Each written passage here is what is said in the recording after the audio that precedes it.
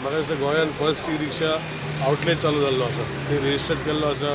Actually गव्हर्मेंटान already subsidy दिता, म्हणजे कशें ताका रेजिस्ट्रेशन करता टॅक्स ना, ई रिक्षाक टॅक्स ना, आनी अनएम्प्लॉयड यूथ जे आसा ताका लायसन्स काडून ताका सेंट्रल गव्हर्मेंट 30,000 दिता. आनी आमी खंयची तरी एक स्कीम करपाची प्रयत्न करतले, म्हणजे 1,60,000 तांकां 1,00,000 रुपया थ्रू EDC लोन दिवन सबसिडी दिवन आमी सबसिडी EDC दितले असो प्रयत्न करतले. फक्त 10% मार्जीन भरून मे बी तांकां 1,00,000 रुपया एक 6-7 वर्सांनी भरपाक पावता असो एक स्कीम आमी तयार करपाचो प्रयत्न करता. पूण ताका लागून लोक फुडें येवपाक जाय.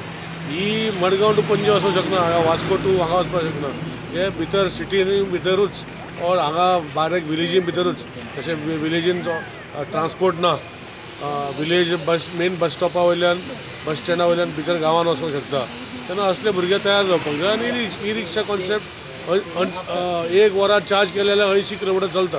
ही बरी गोष्ट. आनी आवाज बी कांय ना, पोल्युशन ना, कांय ना. गोंयच्या भुरग्यांनी खंय जर आसा इंट्रस्ट आसा जाल्यार हांकां मेळचें. आनी म्हाका मॅडम अलिना आसली, ह्या वाठाराच्या भुरग्यांक जर इंट्रस्ट आसा जाल्यार म्हाका येवन मेळचें. आमी ताका खंय तरी स्कीम लॉन्च करूंक शकता.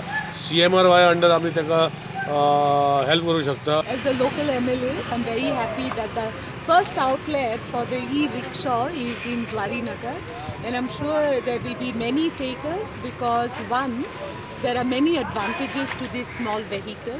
It is pollution free, it is sound free, and the cost also is very reasonable.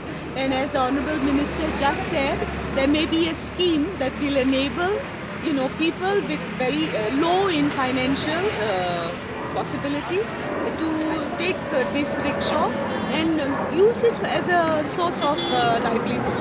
पता है कि नॉर्थ इंडिया में काफ़ी अच्छा चल रहा है. ये जो है इको फ्रेंडली है, बैटरी ऑपरेटेड रिक्शा है, noise and air pollution free है. और हम कोशिश कर रहे हैं कि गोवा में भी जो पॉल्यूशन की प्रॉब्लम दिन पर दिन बढ़ती जा रही है उसको कंट्रोल किया जाए. वैसे तो दिल्ली में इसके ऊपर सब्सिडी दी जा रही है, तो हम गोवा गवर्नमेंट से भी आशा करते हैं और हम कोशिश करेंगे कि जो अनएम्प्लॉयमेंट यहाँ के लोग हैं उनको इसको चला के एम्प्लॉयमेंट मिले और अपना परिवार सही तरह चला सके. तो उसकी सब्सिडी के लिए भी हम पूरी कोशिश करेंगे. इसमें 4 पैसेंजर बैठ के जा सकते हैं, एक ड्राइवर है, तो 4+1 हम इसको बाकायदा RTO से रजिस्ट्रेशन करके देंगे, जो कि हमने गोवा गवर्नमेंट से इसे अप्रूव करा के चला रहे हैं.